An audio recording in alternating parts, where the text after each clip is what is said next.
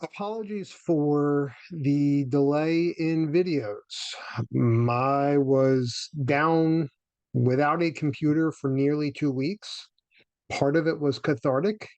The other part of it was I couldn't really reach anyone because my main email was on my old computer. So apologies on all of that. But let's get to another type of case that I had recently, and I do not want to upgrade the toolbar. I like the old toolbar. So here is one that I came across. Someone comes to you and says, "Hey, I've got a $250,000 investment. I can guarantee for as long as you own the asset, it will cash flow. What is the cash on cash return that you will need?" Most people, when they think about something like this, they're going to want 10% at a minimum, which means passive income of $25,000 a year for as long as you own the asset. Some people would, I mean, it would sound a little bit crazy, but they would say, you know what? I'm not going to consider it unless it's 20% cash on cash return, which would be a phenomenal $50,000 every year for as long as they own the asset for a $250,000 investment.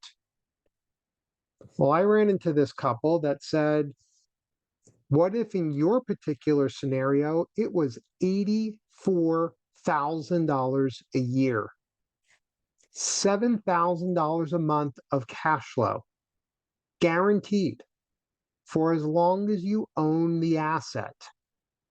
Because that comes out to right around 33% cash on cash return. They just looked at each other and said, well, who wouldn't take that? I said, well, I just wanted to make sure. And they're like, okay, where or how?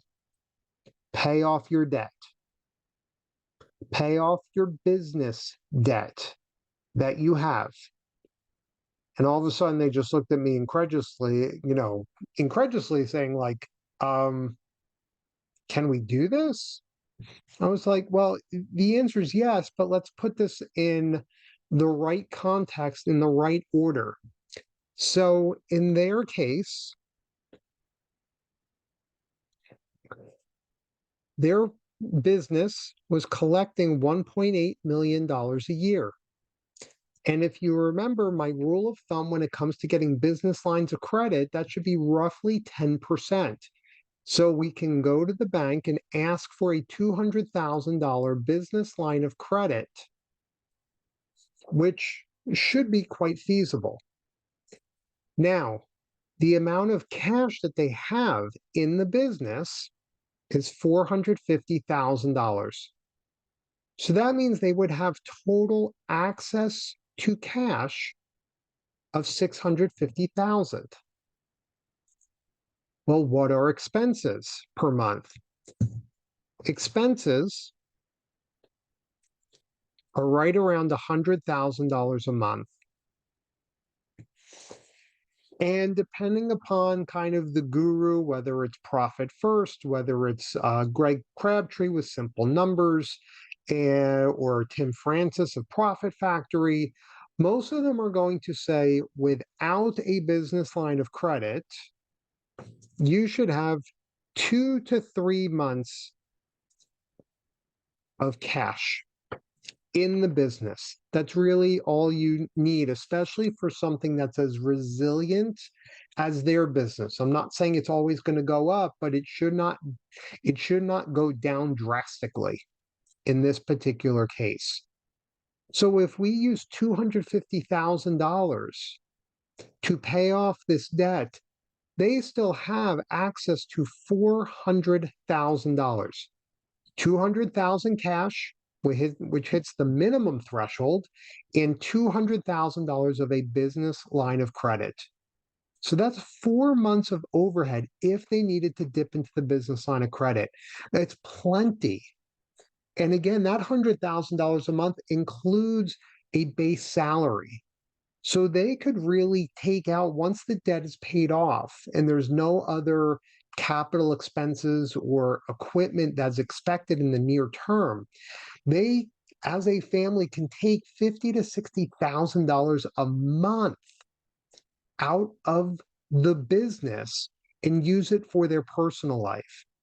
Now, this is just the business that can free up $84,000 a year in cash flow.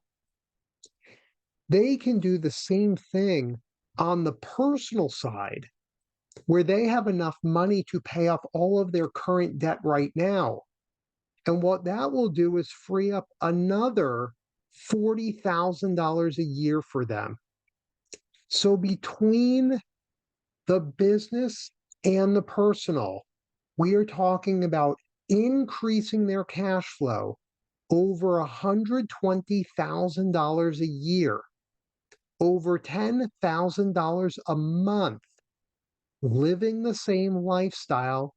It just costs them less to both live and to both run their operation.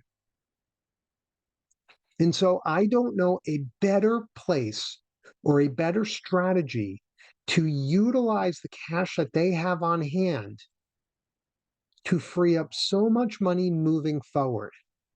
And that still doesn't include, at some point, they'll be able to sell this business and get a wad of money for that to be able to use for their retirement in any way, shape, or form, above and beyond all of the cash flow they can take out of this right now.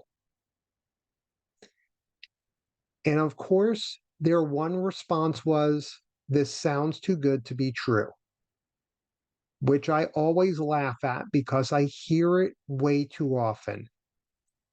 And the reason why this sounds too good to be true is because no one is looking at the debt as a potential investment opportunity. They're always looking outside of the one thing that they can control, or the two things in their case. They can control their spending personally, and they can control the business because they own it 100%. And that debt, that paying it off, looks like any other investment in terms of, I invest in terms of literally getting this debt off of the books. What is the investment return? AKA, what is the cash on cash return I will receive? And this is guaranteed.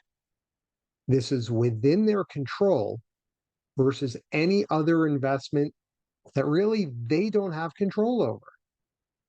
And so if you want to understand this information for your personal situation, type info in the comments below. We'll get back to doing this every week. Thanks so much.